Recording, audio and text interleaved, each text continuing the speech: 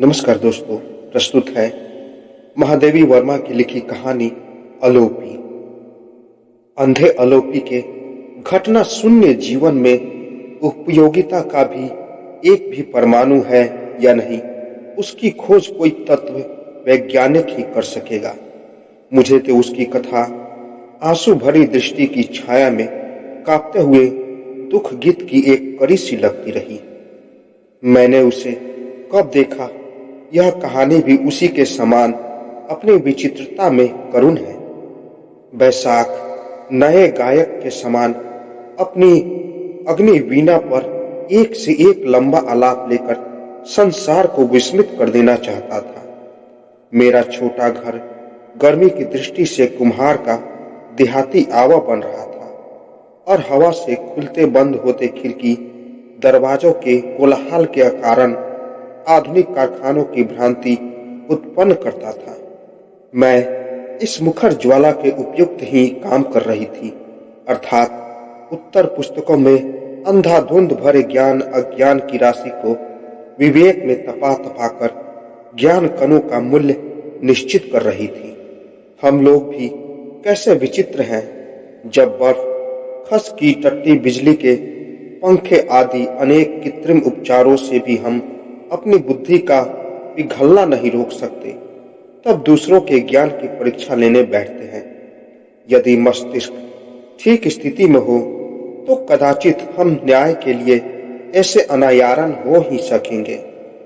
तीसरा पहर थके यात्री के समान मानो ठहर ठहर कर बढ़ रहा था और मेरे हाथ तथा दृष्टि में पृष्ठों पर दौड़ने की प्रतियोगिता चल रही थी। ऐसे अवसर पर किसी का भी आना हमारी अधीरता में झंझलाहट का पुट मिला देता। उस पर यदि आतुंगत के कंठ स्वर में हमें उसके भिखारीपन का आभास मिल गया तो कहना ही क्या।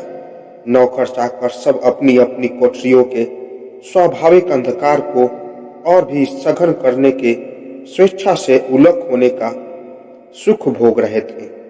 सोचा, उठ, पुकारने वाले को असमय आने का दंड सहना चाहिए। परंतु भिखारी के संबंध में मेरे संस्कार कुछ ऐसे ही तर्कहीनता तक पहुंच चुके हैं जहां से अंधविश्वास की सीमा रेखा दूर नहीं रह जाती।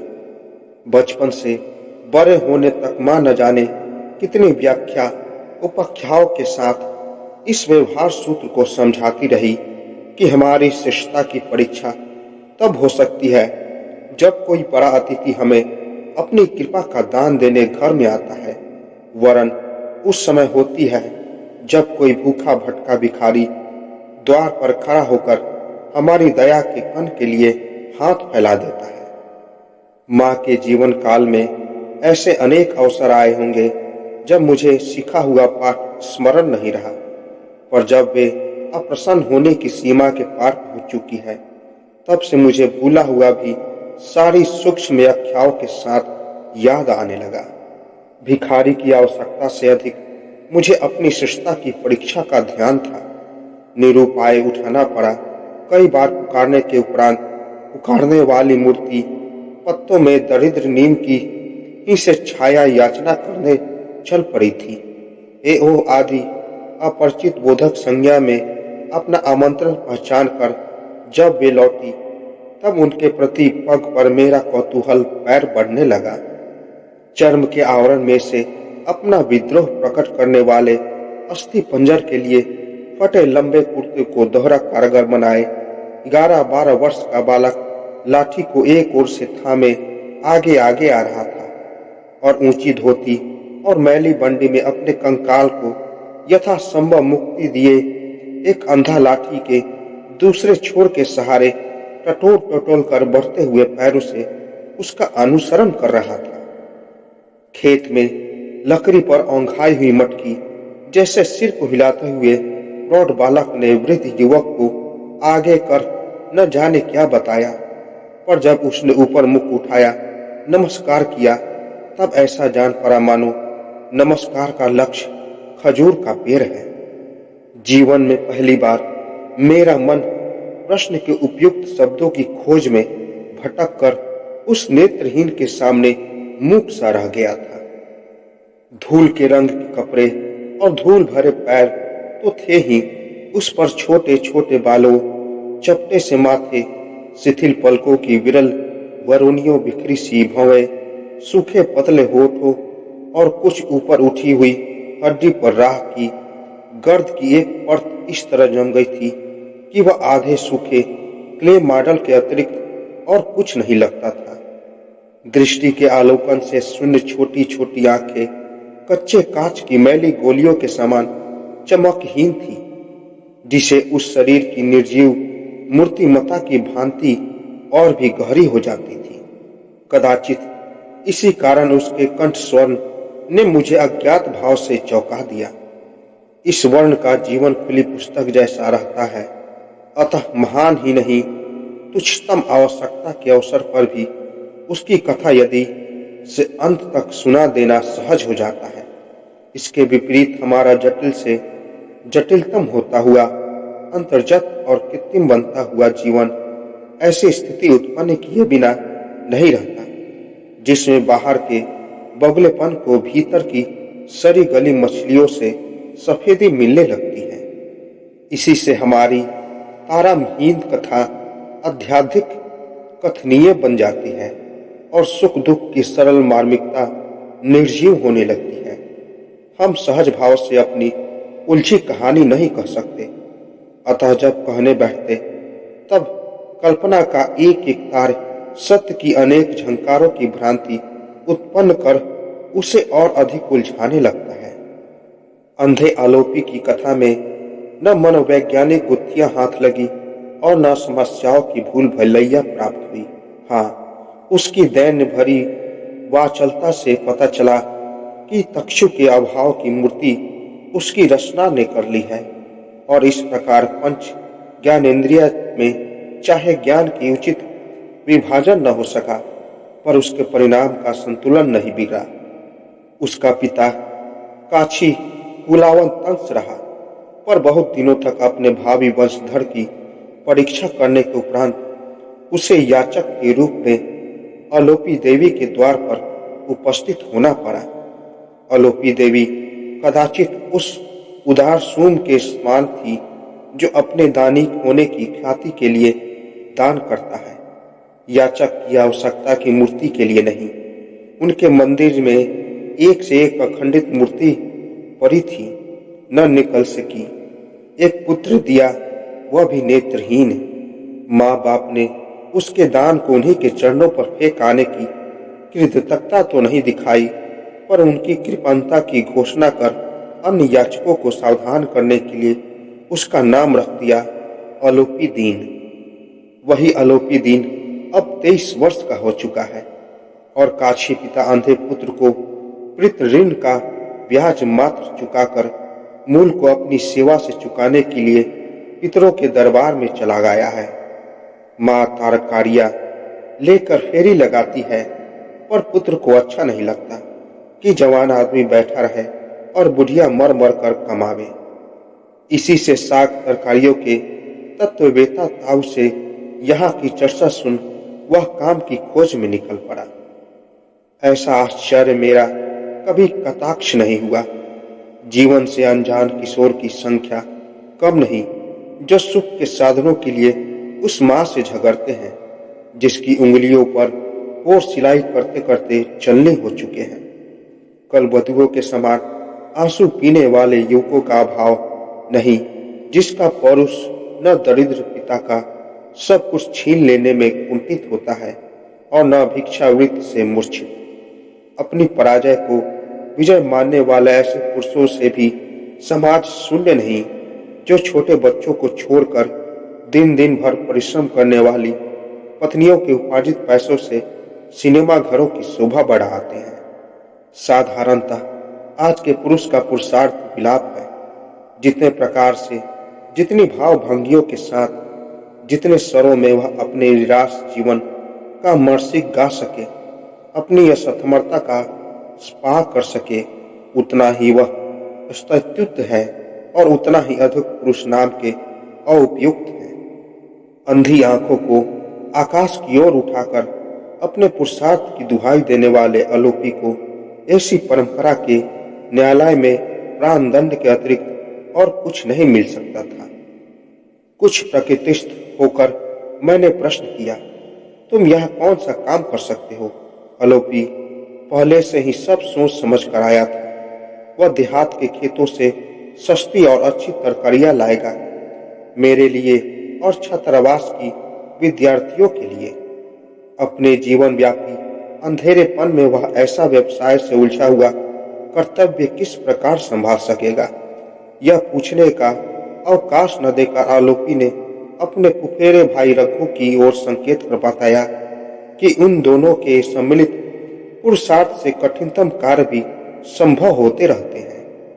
प्रस्ताव अभूतपूर्व था, पर मैं भी कुछ कम विचित्र नहीं। इसी से रघु और आलोपी अपने दुर्बल कंधों पर कर्तव्य का गुरुभार लाद कर लौटे। दूसरे दिन सवेरे ही एक हाथ से रघु की लाठी का छोर थामे और दूसरे से सिर पर रखी बग्घी सी छाबड़ी संभाले हुए आलोपी मालिक हो पुकारने लगा। मुझे क्या क्या पसंद है यह जानने के लिए जब वह अनुनय विनय करने लगा, तब मैं बड़ी कठिनाई में पड़ी। कुछ तरकारियां डॉक्टरों ने मेरे पथ्य की सूची में नहीं रखी है और शेष के लिए सदा से यही नियम रहा है कि जो भी भक्ति के विवेक को रुचे वह मुझे स्वीकृत हो। फिर जिसे वर्ष में कुछ महीने दही पर, कुछ फल पर और कुछ खिचड़ी दलिया आदि पथ पर बिताने पड़ते हो, वह रुचि के संबंध में वितराग हो ही जाता है। पर आलोपी को निराश करने के लिए मैंने वह सब ले लिया जिसे वह मेरे लिए लाया था। पैसे देते समय आलोपी ने कहा वह महीने भर लेगा। जब मैंने अपने भूल जाने की संभावना और हिसाब लिखने की विरक्ति की व्याख्या आरंभ की, तब उसने बहुत विश्वास के साथ समझाया कि वह 10 तक पहाड़े और पहली किताब के विद्वानताओं की सहायता से मेरा हिसाब ठीक रखेगा। छात्रावास का वही की मेंटर रखी है। वहां इस युगल मूर्ति को लेकर जो विनोदात्मक कोलाहल मचा, उसके संबंध में गिर अन्यन अनंत विनोबानी कहना ही होगा। पर 2-4 दिन में ही आलोपी सबकी ममता का पात्र बन गया। उसे जो स्वच्छंदता प्राप्त थी वह दूसरे नौकरों को मिल ही नहीं सकती थी।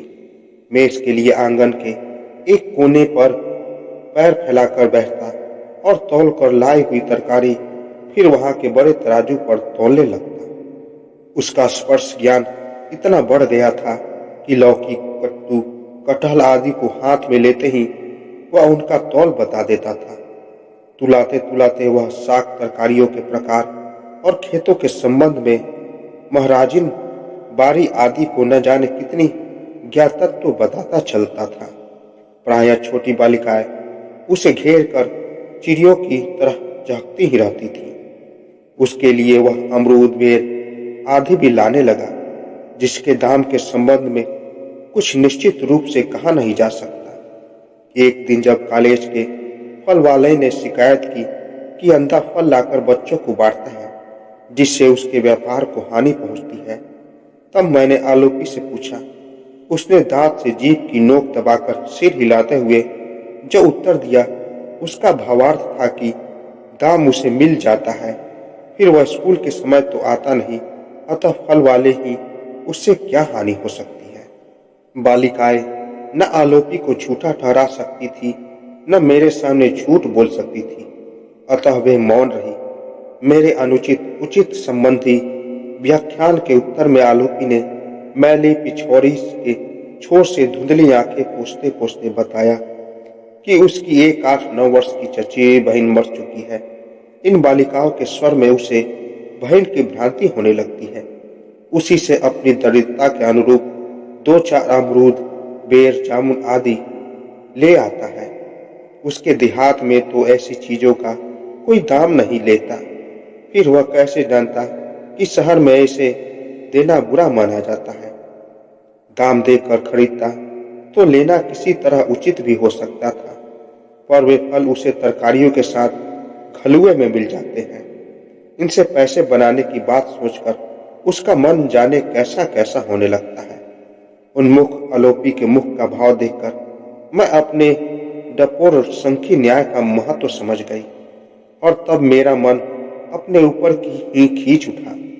कहना व्यर्थ है कि आलोपी को अपने सिद्धांत में कोई परिवर्तन नहीं करना पड़ा। आलोपी के नेत्र नहीं थे, इसी से संभवतः वह न प्रकृति के रौद्र रूप से भयभीत होता था और न उसके सौंदर्य से बहकता था। मूसलाधार वृष्टि जब बर्फ के तूफान की भ्रांति उत्पन्न करती, बिजली जब लपटों के फव्वारे जैसे लगती और बादलों की गर्जन में जब पर्वतों के बोलने का आभास मिलता, तब रघु तो चलते चलते बाहर से आंखें छिपा लेता, पर भीगे चित्रे गुड्डे के समान आलोपी नाक की नोक से चूते हुए पानी की चिंता कर भीगी अंगुलियों से फिसलती लाठी थामे और हरे खेत के खंड जैसी छावड़ी संभाले इस तरह पांव रखता मानो उन्हें आज ही पृथ्वी का पूरा परिचय प्राप्त करना है। एक बार भी कीचड़ में पैर पड़ जाने पर रघु की खैर न थी, क्योंकि आलोपी आंख वाले के पथ प्रदर्शन में ऐसी भूल अक्षम्य समझता था।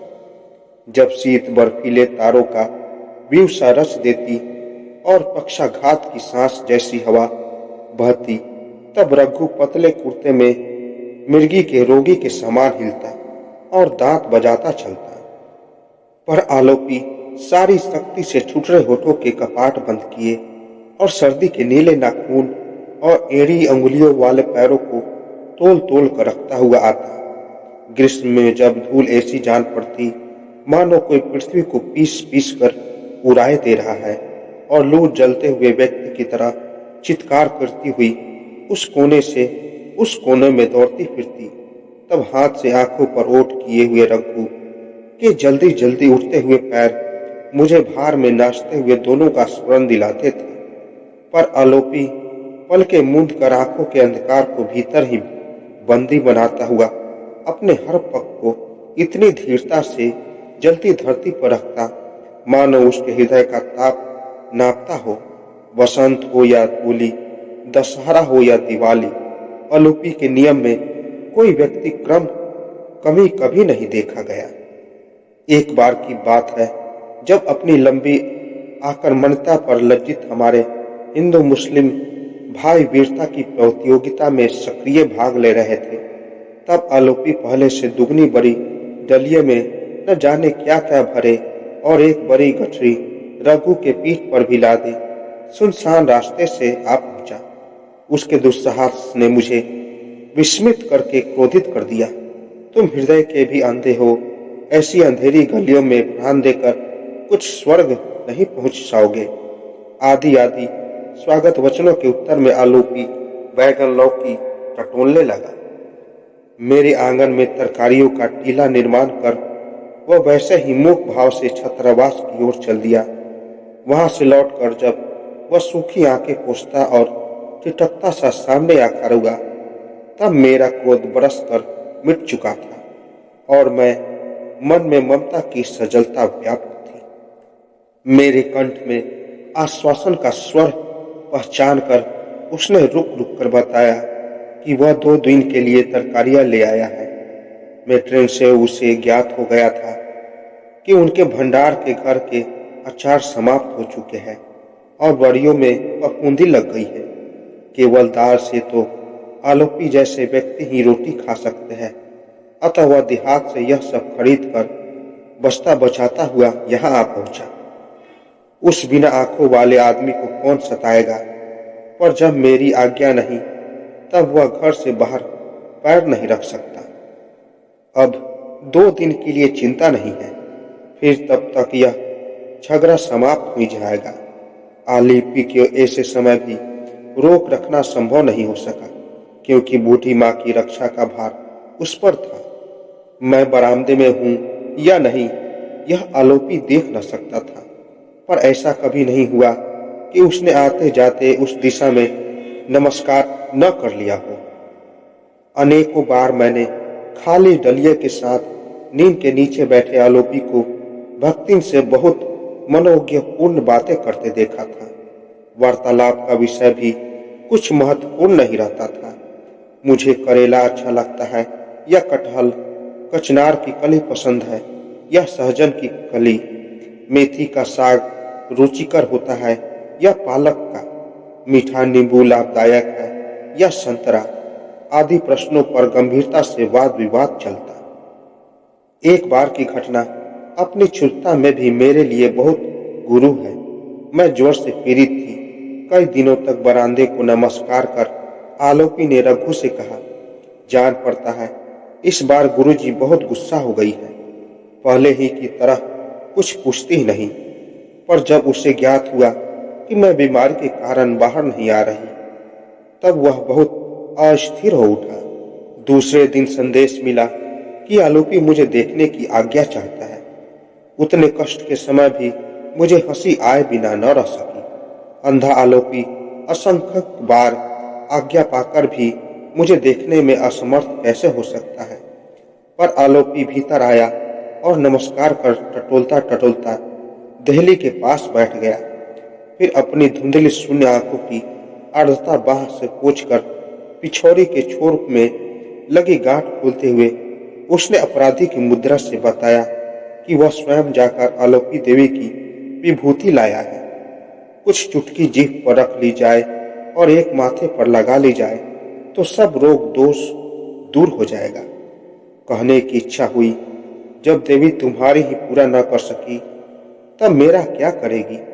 पर उसके वरदान की गंभीरता ने मुख से कुछ न निकलने दिया। आलोपी देवी की दिव्यता प्रमाणित करने के लिए आलोपी दीन का कर्तव्य में विव्रज ममता में मोम के समान हृदय की पर्याप्त होना चाहिए।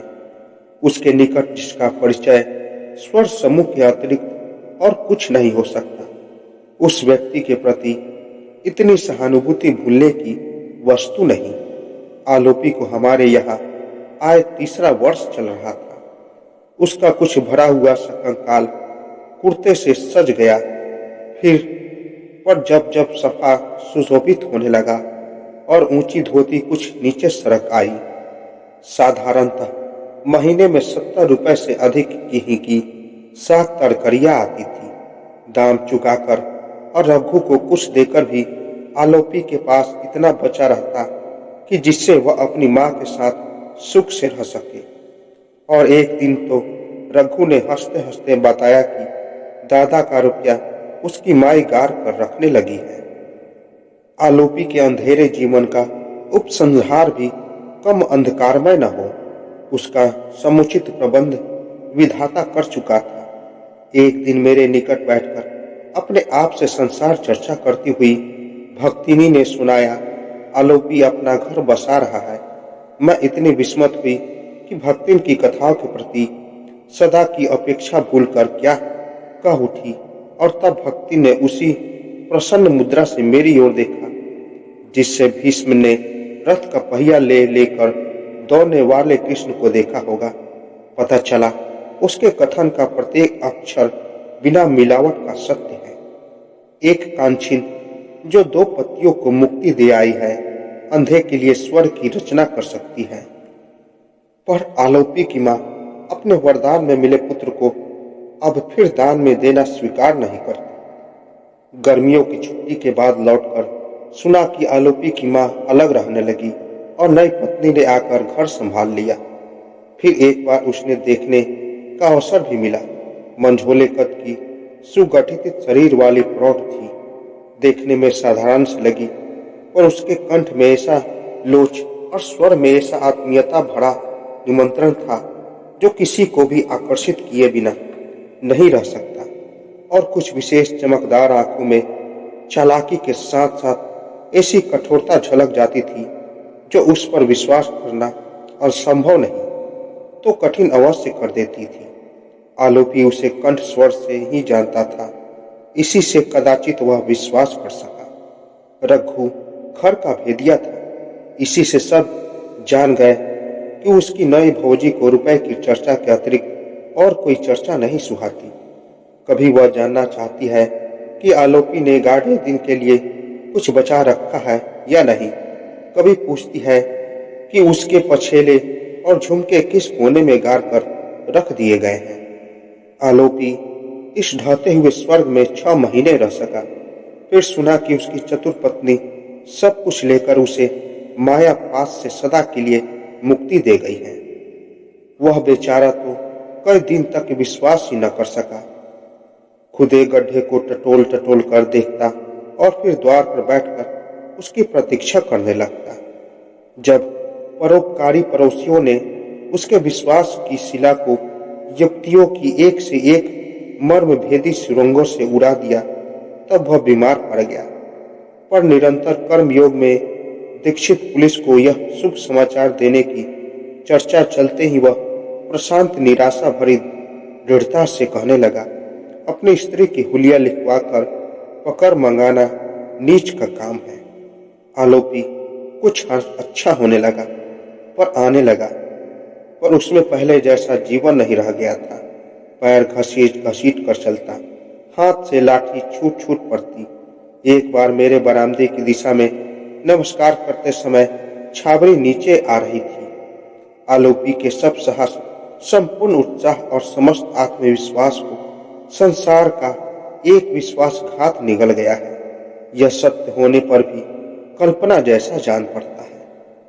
अंधे का दुख गूंगा होकर आया, अतः संतावना देने वाले उस हृदय तक पहुंचने का मार्ग ही न पा सकते थे। मेरे बोलते ही वह लज्जा से इस तरह सिकुड़ जाता, मानो उसके चारों ओर ओले बरस रहे हो। इसी से विशेष कुछ कहकर सुनकर उसका संकोचित कष्ट बढ़ता। मैंने उचित न समझा, पर अपने अपराध से अनजान और अकारण दंड की कठोरता से अवाक बालक जैसे आलोपी के चारों ओर जो अंधेरी छाया गिर रही थी, उसने मुझे चिंतित कर दिया था। उसकी माँ बड़ी मानता से प्राप्त अंधे पुत्र का सब अपराध भूल गई थी, पर हठी पुत्र ने अपने आप को क्षमा नहीं किया, अतः उन दोनों का वह करुण मधुर अतीत फिर न लौट सका। मैं दशहरे का अवकाश घर ही बिता रही थी। आलोपी एक दिन तरकारियां देकर संध्या समय तक ही मेज पर बैठा रहा। कभी बड़ी ममता से तराजू को छूकर देखता, कभी बड़े स्नेह से उसी की धनुषकार पीठ को सहलाता और कभी विनोद से छोटी बालिकाओं को चिढ़ाने लगता। फिर जाते समय मेरी कुर्ती फ्लोरा को अपनी पिछौरी में बंधे मुरमुरे देकर, इन्नी सोना और मूली की पत्तियां खिलाकर और मेरे बरामदे को नमस्कार कर जो गया तो कभी लौट कर नहीं आया। तीसरे दिन रोने से सूजी आंखों वाले रघु ने समाचार दिया कि उसका अंधा दादा बिना उसे साथ लिए ही न जाने किस अज्ञात लोक की महायात्रा पर चल पड़ा।